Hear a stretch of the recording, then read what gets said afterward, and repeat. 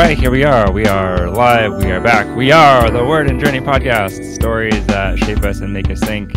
And we aim to save you time by saving you from bad books. So we'll read the books and tell you if they're good or not. And very excited for what we're talking about today. And I have some great friends here with me.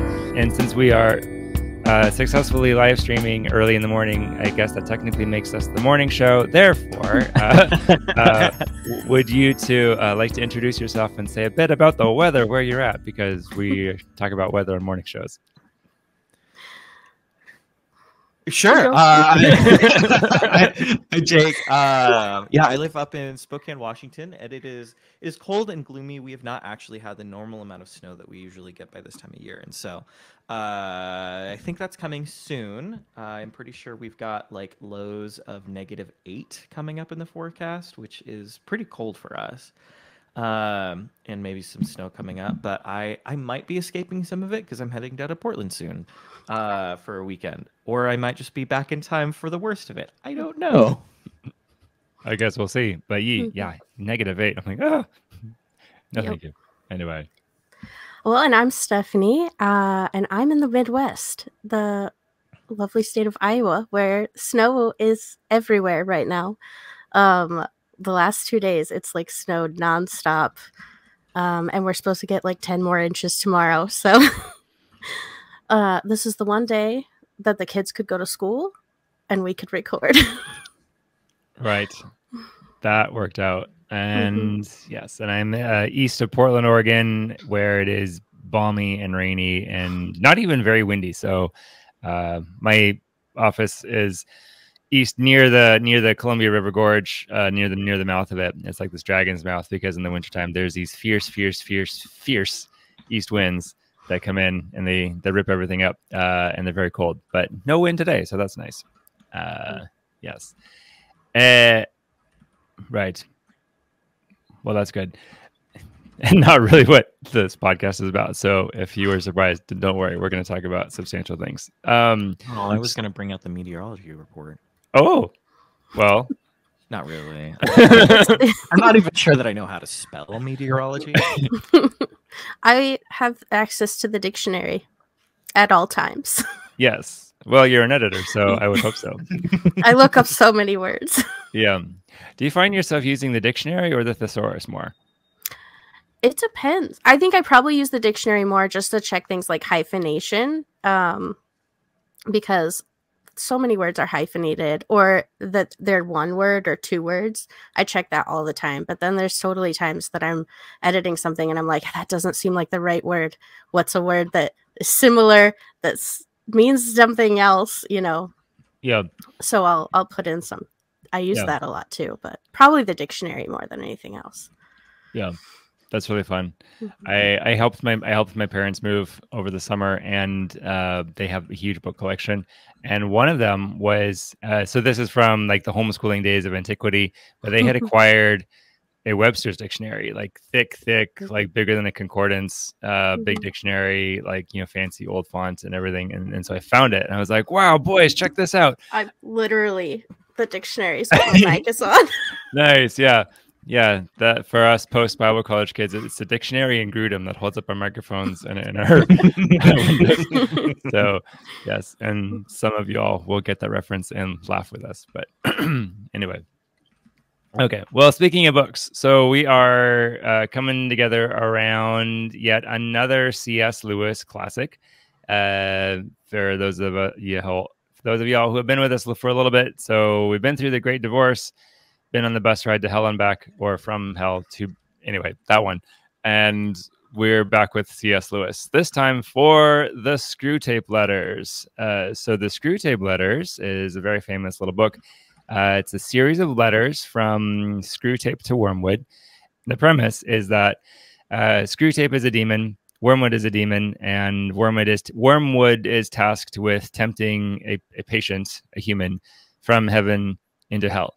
And so there's this fun perspective shift where it's from the demon's perspective. And so when they talk about the enemy, they're talking about God. And when they're talking about our Father below, they're talking about, you know, Satan and the devil and everything. And so it's this fun twist on perspective, like how do demons work, how do they get into the Christian's life and everything. And so it becomes a glimpse into the spiritual life from a different perspective, entertaining, delightful, and hopefully informative. So here we are to explore that and talk about that. So for starters, so here is one of the opening quotes, and this is from the preface. That's C.S. Lewis. He says, "There are two equal and opposite errors into which our race can fall about the devils. One is to disbelieve in their existence. The other is to believe and to feel an excessive and unhealthy interest in them. They themselves are equally pleased by both errors and hail a materialist or a magician with the same delight." So the relationship we have with the spiritual world, the awareness we have of the spiritual world becomes really relevant. And it's a topic of conversation between Screwtape and Wormwood, as we'll discover. So so here we go. Before we jump in, curious some context. So have either of you guys ever read this story or are you familiar with this at all? No, I have not read it before.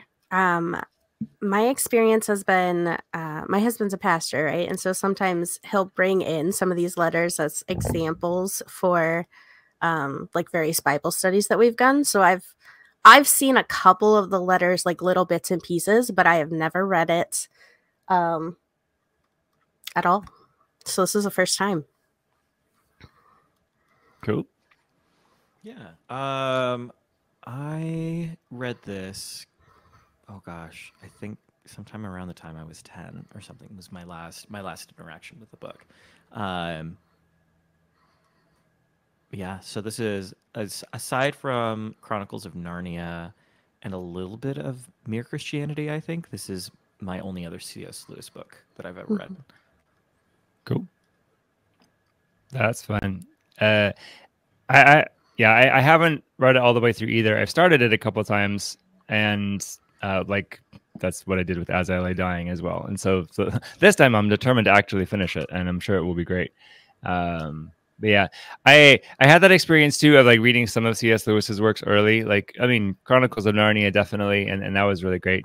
But I read Mere Christianity in high school, which it was probably good, but I almost regret reading it then because I don't remember any of it. And so I feel like I'd appreciate it so much more now. So maybe it's a good thing that I'm reading some of his books now as an adult when I actually know what I'm doing. Well, I presume to know what I'm doing. I will at least make a good show of knowing what I'm doing. So, right. So we broke this up into, so there's different letters. So we're going to try out taking a letter each and doing a brief summary and see if we can get through all of them, or the first 10 anyway. So letter 1 is for me. So in this one, dear Wormwood, so he puts out this interesting thought, jargon, not argument, is your best ally in keeping him, your patient, from the church. So he puts out this interesting thought about words. Words matter. On the one hand, true and specific words are good and necessary, but he seems to think that an overly intellectual and a very wordy approach to life and spirituality can lead to the patient kind of missing the heart of the matter, and which ultimately can lead to spiritual death. And I could kind of see that. I could kind of see where when we get caught up in the jargon or in the Christianese, it's kind of easy to just like throw words around without really thinking about what we're talking about. And he'll talk about, what does he say? He's like, don't waste time trying to make him think that materialism is true. Make him think it's strong or stark or courageous. The philosophy of the future, which makes it kind of brings in this thought of like, oh, like how advertisers work or something. Like, well, just like not outright lie all of the time, but just like twist the emphasis a little bit or squeeze out some nuance to like obfuscate like the heart of the matter. And And then just like this idea of like, let's just like keep talking and like using words that sound good and words that sound fancy because we want to sound fancy. Like I've definitely found me as a self-proclaimed wordsmith. There's a way that I can really easily hide behind the words that I say and not really show myself and not really think about what I'm saying. I have to be really careful about that in my clinical context too, because it's we have a lot of clinical jargon, and when a couple of us clinicians get together, well, hence the birth of the Outer Circle Interstillness podcast and every other mental health podcast I've done, because we just have fun with that. So a good exercise for me has been thinking about the words that I'm using. So my question to myself, what is this story saying to me personally? I'd say I take a personal takeaway for me from letter 1 would be, hey, pay attention to words. Be specific with words, be truthful, and also be aware of what they're actually meaning. And I guess if I can introspect and see what is it that I really need to reveal about myself, and am I like taking risks there and like revealing unnecessary things? It's hard to do that while also using a bunch of jargon. So anyway, and what does this say to the church? I don't know. Be careful with too much Christianese, or again, kind of same thing. It's like, don't try to sell truth with like fancy language. Like the actual gospel, the simple gospel is pretty compelling all on its own. We kind of don't need to fancify it. That's my thought. But anyway, any of you have other quick thoughts or responses on this before we move to letter 2? The thing about jargon is interesting, and it comes up in at least one other chapter. Like the idea that we get bogged down in words, and I both love and hate this idea, because like in one aspect, yes, the gospel is very simple, and in the other aspect, like there are so many other I guess attributes to it that are worth investigating and are worth understanding, and sometimes like jargon is a useful tool for that. But at the same time, like I think underneath Uncle Screwtape's kind of use of jargon and desire for use of jargon, it comes back down to pride and arrogance. Yeah. And I'd say one of the things just like for us to take away from all that is that, and one of the things that I emphasize actually when editing is you can use jargon and you can use it very specifically and very well, but you need to make sure that you are explaining it. And that's one of the things us in the church, we tend to forget to explain. We're like, oh, we've grown up with these words, or we hear them all the time. They make sense. And so we forget to simplify and to explain what it is we're actually trying to communicate. Yeah. So it would become a really relevant thing if we try to like communicate with people outside of the church, or for like new inquirers, catechumens, things. That completely makes sense. So there's some initial thoughts. Appreciate your thoughts there. Let's see. So letter 2. Who had letter 2? I had letter 2. Letter 2. Okay. What's this one about? So let's go to letter 2 here. So letter 2, Screwtape is, he's talking to Wormwood because the patient became a Christian. The patient is kind of what they call the person that Wormwood is trying to pull to the dark side, and it's so interesting to think, oh, he became a Christian. This is devastating. That's how Wormwood is focusing. But Screwtape's like, no, it's not all lost. Think about what he's going to encounter. And so he's talking about this patient's first experience, probably walking into a church, and how he's got all of these preconceived notions of what it's going to be like and what the people are going to be like, because these are Christians, right? They've been studying, they're following, the enemy, right? So they should be doing a really good job at all of those things. And the patient's going to walk in and he's going to see, hypocrisy, and he's going to see the guy that he avoids at the grocery store and all of those things. And I just, so Screwtape's whole thing is don't give up hope. Just because he became a Christian, that's not the end. You know, we can still work with this. And I just thought that was it's a really cool letter. What kind of was like, I like this book now, you know? Yeah. It can be a little bit creepy in that way. Yeah. Yeah. I think what it's like kind of ultimately saying with our Christian culture type thing is that one of the things we do as Christians is we go into our setting and we want grace and we, you know, for ourselves, but we're not willing to extend that to other people. We very harshly judge, you know, oh, you've been going to church for a long time. You should be following all of these things, you know, and even new Christians, we hold them to a higher standard. And yes, to an extent we should, but we also need to understand that people are people and they're still going to have weaknesses and struggles, and they're not going to be perfect, and you're not going to like everybody. And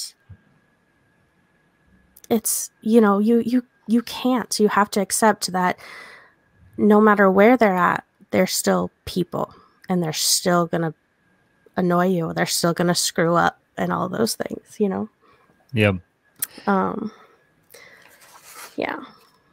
There's something about that reminds me about so when I'm doing like addictions counseling, like a big emphasis for a person new in recovery is, hey, you know, go to group, go to meetings, and a big complaint is like, oh, I don't want to be with those people, like they trigger me, and there's this like internalized like elitism almost of like, I'm better than them in some way, and that often ends up being a hang up, and for the people who are able to endure encountering another human, they often end up discovering, if they can push through that, they often discover like, oh wait, like I am like them, and we, you know, we're all struggling together, and then we discover, oh wait, and we can connect and we can be together, and then there's some real joys there. But it's the people who are like, like I don't want to deal with like the greasy slimy grocer. Like, they end up missing out. But yeah, so cool. Yeah. All right. Well, thank you. And yeah, let's see, moving along because I don't know how long this will take to do all of them. But anyway, all right, Jake, letter 3. What's your thought here? Yeah, letter 3. Wormwood starts telling Screwtape starts telling Wormwood. Yes, that's the way that works. To start digging in on the mother, and the patient's relationship with their mother, and so. I think already there is some sort of just tension in between, and like I can understand family relations can be tough for sure. But he continues to kind of dig into this, like,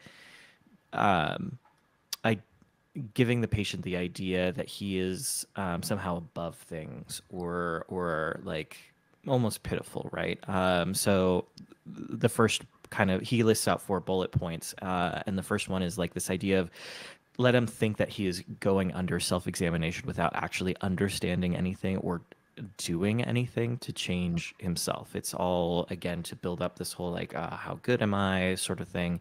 And then the second one is to be spiritual or think spiritually, be concerned about his mother's spiritual health, without actually being concerned about her physical health. And then within the kind of the same point is, you know, you're teaching him to also like feel himself pious, but then immediately after praying for his mother, turn around and berate her. And then 3 is, I think, honestly, the biggest takeaway part that I have is to like teaching the patient to assume the worst motives of people. And it kind of flows into the 4th point of setting double standards, whereas like the patient should assume that his words should always be taken at face value and that he would never have other motives, but everybody else has motives and is out to get him or whatever, is just being mean.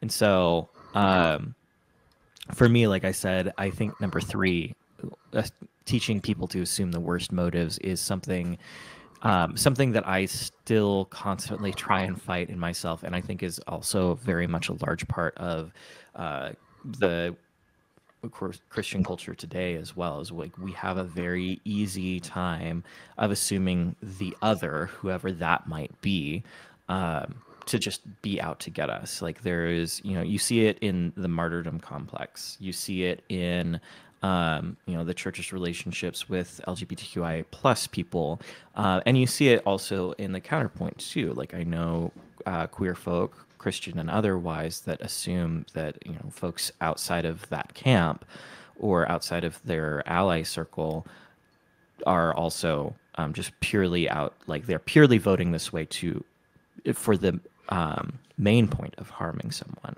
or whatever. And I have, like, again, a hard time remembering that myself. It's really, really, really easy to fall into those types of traps. Because it also kind of makes you feel good. Like you feel vindicated. You feel this sort of empowerment that, you know, the world's out to get me, but I'm right. And I think it's really interesting to also kind of see how that flows between folks leaving or changing faith traditions. Of like a lot of times, folks, when they start out in a tradition, they will become that, you know, that kind of epitomized sort of arrogant person, and then they'll leave that, but they won't leave the arrogance behind. They won't leave the bad parts that they didn't recognize in their own personality, because we as humans have a really hard time at introspecting. But yeah, I think this was definitely an interesting letter. Yeah, I hear that. I think I resonated with the third point a lot too. Like having seen like myself be that in the relationship where I'm like, I completely do this, where I'm like, oh yeah, like take me at face value, and of course your motives, and it doesn't work at all.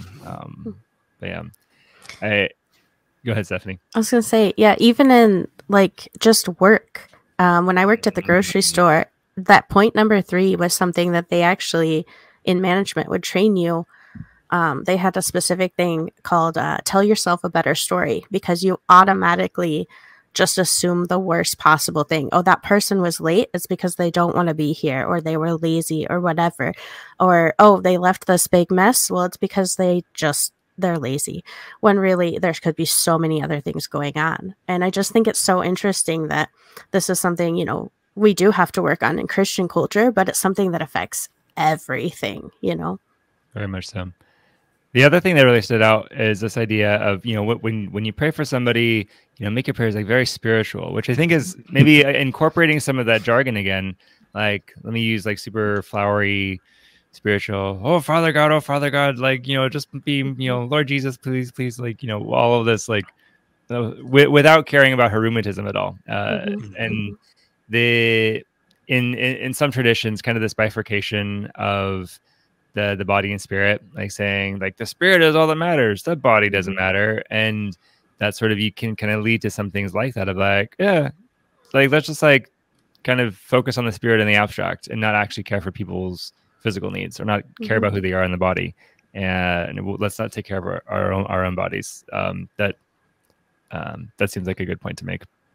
Yeah, I think it makes you, like Jake was saying, it makes you feel more pious, you know, to be, oh, I'm praying for their spiritual health. I'm praying for their salvation, and not focusing on any other part of their life that does need help, you know? So yeah, I think it feeds that pious part, that I'm better, I'm doing the right thing. Yeah. When we're ignoring the larger issue. And the larger issue might even be something that we could actually help with, you know, instead of just praying for it. Like, yes, pray for it, but if you could do something to help her rheumatism, you know, do it. Yeah. Like, what? Take action? What? I don't know. Yeah. No, Jake, I love your observation of how, like, you know, people can, you know, switch camps, switch perspectives, but still like retain an arrogance or that like hyper piousness, and still like manage to miss the point altogether. That was spot on, I think. Okay. Okay. So letter 4, that's for me. So Screwtape says the best thing where it is possible is to keep the patient from the serious intention of praying all together. So this is the one where he talks about the vaguely devotional mood that we want for the patient. And so he's so as the patient is learning how to be a Christian, so Wormwood is encouraged to kind of modify how he learns to pray, and Wormwood is encouraged to promote this very like emotive, mood-based spirituality. That's this, yeah, it's this really undefined state of emotion, or this like kind of like devotional sense. And you get the sense that Screwtape wants him really divorced from like a practice, or really divorced from the idea that sometimes this is just labor and discipline, and he's just got to do it. And I think this resonated with me a lot, thinking about how like my spirituality was when I was a kid, because I felt like I was always chasing this, and I can look at it as like I really was like chasing this high in a way, especially in the weeks after summer camp, where I'd be like, oh, I used to be like on fire for Jesus, or I used to have this like really like radical faith sense, and now I'm just like despairing, or I feel really disconnected, or I don't feel spiritual enough. I'm not reading my Bible enough. I'm not doing enough ministry stuff. And I would just kind of inwardly spiral a lot of the time, or feel really anxious. And so in adulthood, encountering the Orthodox faith and Orthodox spiritual practice, it's not like against emotion, but we don't look for emotion as an indicator of anything. We look for like action, like, well, okay, did you say your prayers? Did you go to confession? Did you repent? Did you partake of the Eucharist? Did you practice almsgiving? Did you keep the fast on the fasting day? And there's this very like embodied lifestyle, like ongoing aspect to it that makes it feel more real, and it makes it I don't know, when I would say if I were the patient in this story, kind of looking for this, vaguely devotional mood, I would always be wondering, like, did I get it? Did I get it enough? Whereas, like, if my spirituality is more based on like, well, there's these disciplines, there's these spiritual practices that are good for me, and I can more tangibly see I did it or I didn't do it. And if I didn't do it, I know how to start doing it again. And there's a bit of a security there. So. Screwtape also notes that humans tend to not have a clear instinctive concept of God as he is, and instead he notes, if you examine the object to which the patient is attending, you will find that it is a composite object containing many quite ridiculous ingredients, which would be another good caution as we're conceiving God to kind of remember, I mean, God is unknowable. God is, all powerful, omnipotent, and there's kind of a way we can't obligate God or contain him into like one definite understanding. We could kind of say what he's not, but if we get attached, but if we get overly attached to, if I get overly attached to my individual idea of God and say this is who God is, and either everything else is wrong, or I think I'm right, it's very possible I have an incomplete picture. Which again, so the takeaway would be, do theology in community, do theology within the context of a tradition to kind of give yourself a buffer against going crazy. So I guess that would be kind of a takeaway directed at the church at large, communal theology. And for me, probably the takeaway would be kind of a reminder of, well, these practices are here for a reason. They're good for you. And even when you're not feeling Christian or feeling spiritual, that doesn't necessarily mean anything. And like, just keep doing the stuff. So what are your thoughts on this one? I think we chase feelings, right? That we are very much emotional beings, and we chase feelings, and it makes sense in a spiritual aspect that we would also chase that feeling there, Well, I don't feel the presence of God. I don't feel like the swell of emotion as I was singing that song, like, so I must be distant. And I think, it makes sense to, like, per the letter, like, that they would use that sense of, oh, I need to feel something to pull you away from God. I think it's one of the things I've seen this in friends of mine. I see it a lot. We work with teens, and teens especially, you're just learning and you're trying to figure things out on your own, and you're going after that feeling.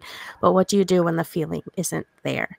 And I think that's kind of part of the point is Christianity, believing in God, is you have to still believe when the feeling isn't there, because it's not always going to be there. Right.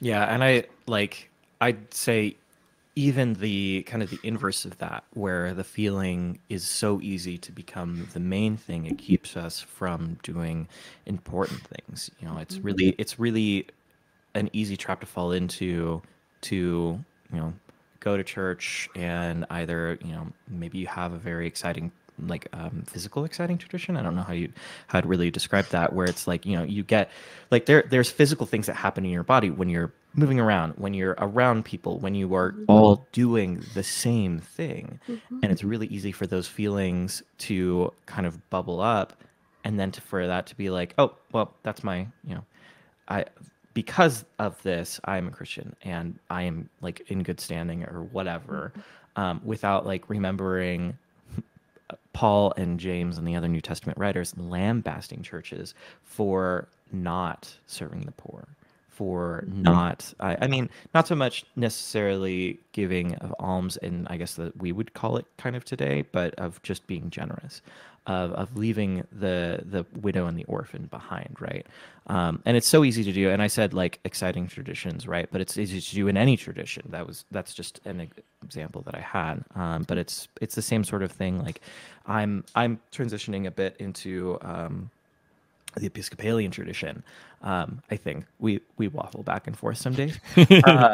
And so, but it's like in that type of a tradition as well, you can find the sort of like stodginess of like, the upper crust, if you will, around, again, like, oh, we're doing these things, practicing these forms, going through these liturgies, whatever. But again, like, what's the point of all of those things? It should be pointing us to God and also to our fellow person made in the image of God. Yeah. Yeah, there's this fine balance. And I would say, Orthodoxy is vulnerable to this as well, because we're very traditional, tradition, liturgy heavy. We always run the risk of falling in, just going through the motions and making it a dead tradition. So there's this balance of like, if it's all intellectual, abstract, up in my head, that's no good. If it's all just like, oh, I'm doing this habit by rote, it's like not really great either. But there really has to be the melding of the two, of like, I understand these things, or I think about and engage these things in the inward life, and I act upon them in my embodied life, and do that consistently over time. That's kind of the sweet spot. And as humans do, we lean toward the extremes all the time for lots of reasons. But yes, yeah, good stuff. Okay. So yeah. letter 5, right? Letter 5. So in this one's pretty exciting too. The war has hit or is coming, and there's a lot of like uncertainty for the patient, and Wormwood thinks it's a win. He's like, my guy's discouraged. This is great. He's coming back. And Screwtape's like, hold your horses. This is not the win you think it is. He's like, war and tragedy, it tends to make people think about death. And when you're thinking about death, what do? You try to get yourself lined up spiritually and turn back to God. And so he's like, this is not the way you think it is. You gotta do some work. And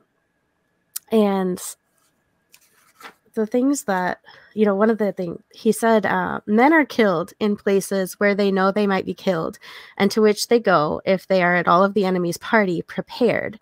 How much better for us if all humans died in costly nursing homes amid doctors who lie, nurses who lie, friends who lie, as we have trained them, promising life to the dying, encouraging the belief that sickness excuses every indulgence, and even if our workers know their job, withholding all suggestion of a priest lest it should betray to the sick man his true condition. And I just think what I really got from this whole thing was that, you know, we look at what war and tragedy and we think about death, and so then we are prepared. But I just the way that we look as Christians at death currently, when there's not war, you know, we don't prepare really. We kind of ignore that it's a possibility.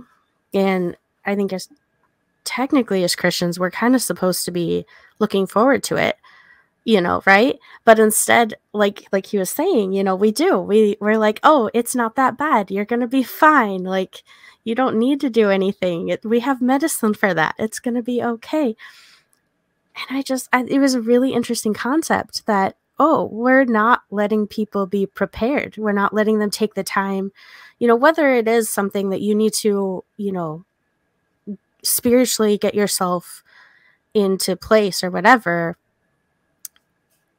There's still, I think, an aspect of preparing mentally and emotionally for, you know, what's going to happen and saying your goodbyes and things. And I think sometimes we do that on the very end, like the very last day is, you know, and we'll go and we'll say our goodbyes. But I was thinking about my own life, and I was like, I think there's only one person that we've ever like gone to visit because we know they're dying. And I'm not that young, you know, I'm in my 30s. Like, I would say there should have been more, you know, there should have been more people that like we went to and we're like, let's talk about death. Let's talk about, you know, how you're doing. But I think the only person I really remember like doing that is my dad. And that's because he's a pastor, you know, and pastors do that. But what about the rest of us? Yeah, what would that add to our lives if we more regularly encountered death and the dying, or just like hung out in that space more? That's a really good question. Yeah. Yeah. Yeah, I'm kind of thinking, yeah, this idea of like remember your death, or like you know, some people they'll have like a memento mori, like, you know, a bracelet or tattoo or something, and it can look a little gruesome oftentimes because there's often a skull associated with it, which can be kind of a fearsome image. But I mean, death is kind of a fearsome thing. Well, kind of, again, so, you know, spiritually speaking, I mean, death is conquered, so the sting is gone from there for us anyway. But even, you know, even without that, there's something really organizing about kind of remembering your death, and it's this non-negotiable transition that everyone goes through, and you can kind of tell people who live in light of that, or live in light of like, I'm going to leave stuff. What am I leaving? Versus people who are just like, I don't want to think about it, I want to have a lot of fun and everything. It's a really interesting space for me, like mentally, because my son is autistic, you know, he has special needs, and we don't know what that's going to look like for him in the future. Like, I think he's doing great, but like, we don't know what that's going to look like. And so as a special needs parent, you have to think about, well, is my kid going to live with me forever? What are they going to do after I die? Like, who's going to care for them? What will be the best place for them? And so it is very complicated for me, like reading something like this, because I'm like, you know, I know as a Christian, I'm looking, you know, I need to be looking forward to death. But at the same time, I have a lot of concerns about what happens after I leave, you know, to the people I leave behind. It's just complicated. It's very complicated. Lots of preparation to do. Yeah. Jake, any thoughts here? Yeah, yes and no. It's been the topic around death and what comes after has been weighing on my mind actually quite a lot over the last year. Without getting too much into it, because we don't have a ton of time. Like, I went through a phase of just kind of severe anxiety, and it wasn't necessarily spawned by anything. Like, I had noticed a change in my health, I think, is what it kind of boiled down to, and then that kind of tripped a whole bunch of stuff. And for a long time, it settled into this whole like, something's gonna go wrong, and then I'm just gonna croak, right? And then it was also like feeding back into, because I've been in a phase of transition of death, like, or of not death, I guess death in a way, but a phase of transition you know, between faith traditions, between coming out and etc. And also just, you know, you look out on life, right? And that can be really scary. I've been chatting with a number of folks and listening to a lot of people that I really trust around spirituality and both the here and the now and the here now after, of like it's a combination of, if you're not a little bit agnostic, you probably aren't trying hard enough, which is fair. But also at the same time of like, look, we have faith, we hold to these traditions, and what should this anxiety or this uncertainty about death and what may or may not come after do now? Like, we're all living life. Shouldn't that drive us more towards seeing our fellow human as fellow humans more, of helping people and stuff like that? And so this, you know, it's a weird thing for sure. Yeah. But in that, you know, what you're talking about, like, is this driving me to have more compassion toward my fellow human? I mean, and that's always a really great question. Like, are the things that I'm doing, that I'm taking in, are they building more compassion in me? And all of that's kind of circling around this idea that I think, Lewis is getting at here too, is, a lot of it comes down to like, well, how are you living? And what's the lived evidence that any changes there? And it's not evidence that spontaneously erupts. It's like evidence that, you cultivate. And, these Christian virtues come about as a result of Christian disciplines. So yeah, I think what you're onto is really great. So, do we have time for one more letter? Sure. Okay, cool. All right. There must be balance. Yes, we must bring balance to the force. Yeah, so chapter 6 continues on with this theme of like the military and there's war and stuff, because it turns out our patient is prime age for military service. And Screwtape uses this as a chance to continue to remind Wormwood to press in on fear, like both hope and fear of the future, and make that the ultimate concern. Whereas their enemy, God, is concerned with what a person is doing. The demon's business is to keep them thinking about what might happen, and kind of like building up this paralyzation and fear of the future. And yet at the same time, we go back into these ideas around making him feel pride of himself and avoiding introspection again. It's always this idea of get the patient to focus outward of the things that are happening and the things that might happen to them, rather than actually inward again. And I see this again a lot within our culture, and of course within myself. This is very much part of the human condition, I would say.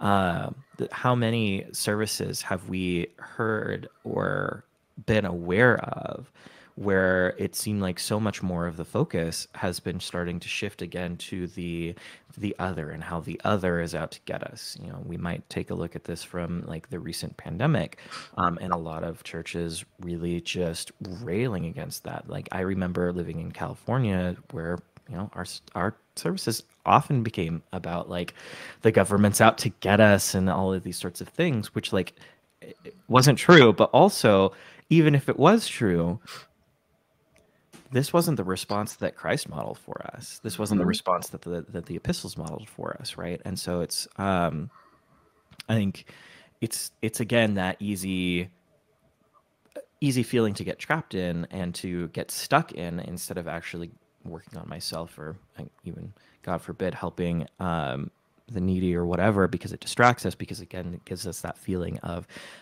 purpose. It gives us a feeling of rightness, of righteousness, and it clouds what we're looking at. And it's easy again for me, like I could also very easily get trapped in that other side where like these stupid crazy right-wing churches, or whatever the vernacular might be, instead of and just viewing myself as better than them, instead of actually trying to affect change in myself, and affect good change within the culture around me. Yeah.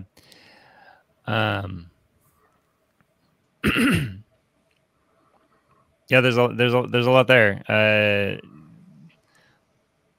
It becomes necessary to really look at your own self and not be so obsessed with like what are other people doing. We miss a lot there. I think the thing that was standing out for me is when he was talking about what does he say? Fear becomes easier to master when the patient's mind is diverted from the thing feared to fear itself, considered as a present and undesirable state of his own mind. And when he regards the fear as his appointed cross, he will inevitably think of it as a state of mind. What in kind of fancy language, he's talking about something we cover a lot in like in the counseling world. You know, if I'm blended with my fear or blended with my bias, or it can feel so overwhelming. But if I can recognize, hey, I'm afraid, or I'm having fear, or fear is my current state of mind, it's this temporary thing. It's a lot easier to manage and a lot easier to just carry on in spite of it, to achieve insight and everything. And so it seems like he's kind of talking around that same idea of like, you know, if you can like unblend from the fear or unblend from the anxiety, then you can recognize it as like that's not a permanent state, and thus there's a lot more hope, and you can get through it a lot more easily. So I know the counselor me was really excited to see is like that they're like, hey, other people recognize that. That's really good. Yeah, I liked in this letter where they talked about the mythical hatred directed against imaginary scapegoats. just because I feel like that's kind of what it is. It's so easy to just hate the other, you know, instead of taking the time to actually look at the people. Like, because no one, I don't think absolutely anyone is just one thing. And there is even you know, even if you are, you know, a right-wing Christian who, you know, whatever, you still are a person, and you still, you know, you still have feelings, and you care about the things that you care about because they matter to you. And we need to, you know, it's so easy to just be like, well, I disagree, so I'm going to be, you know, I'm going to stay over here where I'm comfortable. But, you know, I'm here in the Midwest, you know, and it's very, you know, there's a lot of conservative, you know, and I don't always agree with everything, but it's taking the time to get to know the people and being like, we can disagree and it's okay because we can still care about each other and we can still love each other. It's the humanization, right? Mm-hmm. Like, it's like you were so spot on bringing up that mythical, the fear of the mythical, right? We'll see this sometimes manifest as straw man arguments or whatever. Like, I don't actually hate this person that's in front of me. I hate my idea of them, and I'm allowing that to shape my view of somebody made in God's image. And it works from all sides, to be very very clear. Yeah, it does. See it everywhere. And so it's a tough one. And I had another thought, and it just ran out of my brain, and I'm very sad. I'm almost sad too, because I bet it was a good one. Yeah. Well, you hopefully recover. I appreciate this very much, and I appreciate, you know, Jake, the way you, well, because if I know your story right, I mean you've kind of been on like a couple of different points of these different spectrums, and so gotten to see the actual humans in multiple camps, and you know, Stephanie, you too. I mean, you've kind of like lived in like these multiple cultures of like, you know, Midwest is very different than West Coast. It is. Yeah. So I think there is something really valuable to that, and you know, we've all gotten to experience being, if not like in the margins, like, you know, moving back and forth between cultures or interfacing with people from a broader variety of backgrounds and everything. And yeah, I would agree that that's a really necessary thing, you know, just for like good human relations, but definitely, you know, in the church, if we want to really live out the gospel. I mean, the gospel is for everyone, and the gospel humanizes everyone. You know, every human is in the image of God. Every human is an icon in that sense and worthy of veneration. And if we get distracted by these caricatures that we see, especially exacerbated by the media, then we are doing a disgrace to the image of Christ that is in the people around us. And yes, of course, there's going to be aspects that we disagree with in everybody.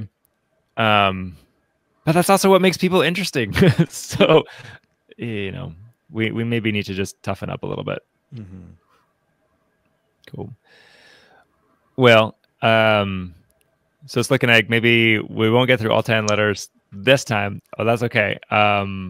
They're worth reading, and we'll come back with more letters next time. But broadly speaking, here's this first chunk of a couple letters. I guess last thoughts, last impressions, takeaways from either of you. I just think it's so interesting how something that was written like in what the 1941 or whatever is when this came out, I think, is so relevant to today. It is 2024, like. Right. And not just because it was a war. No, not just because of war or anything. Like there was things that I was reading. I was like, man, this makes me think so much of like the COVID pandemic or what. And I was like, he had no idea what was coming when he wrote this book. But the things that he wrote, I think it's just so relevant. It was relative in the past and it's relative now and it will be relative later. And I think that's a really good book. You know, it's really well written. Yeah. If a little depressing, like we still haven't figured this stuff out. No. Yeah. I mean, I would agree from a literary standpoint. That'd be one indicator of like this is great literature. Is it spoke to something true in whatever format, and that truth continues to be true, and we continue to recognize it as true and invaluable. And again, and format is highly negotiable there, but that definitely is a good marker. Great thought. Jake, any last thoughts?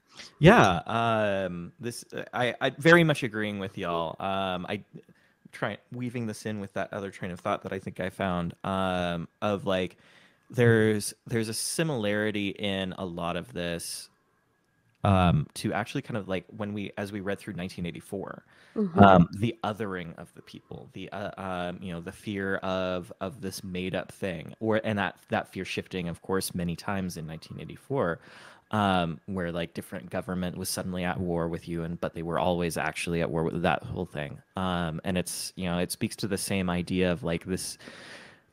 The tragedy of the human condition in a way of like we are continually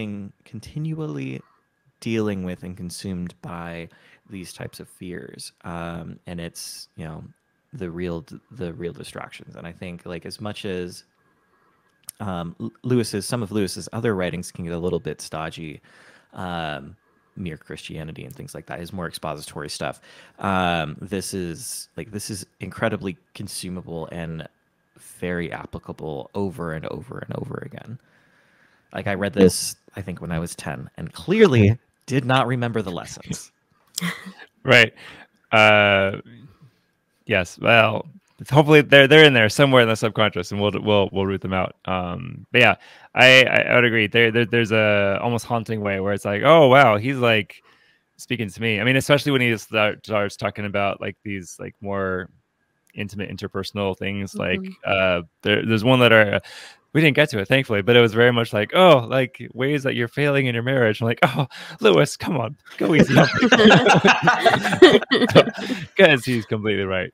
So anyway, all that to say, y'all should read this book. It is very consumable. It's clever. It's quippy. The format's really easy to read, like, a small chunk at a time. So we highly recommend it. If you're interested in kind of developing like the spiritual life, the energy life, the inner life, the spiritual life, and a better interpersonal on societal level life.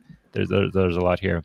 So real fast before we go, where can listeners find you in the world, online, etc., in the astral spheres? Let me look it up.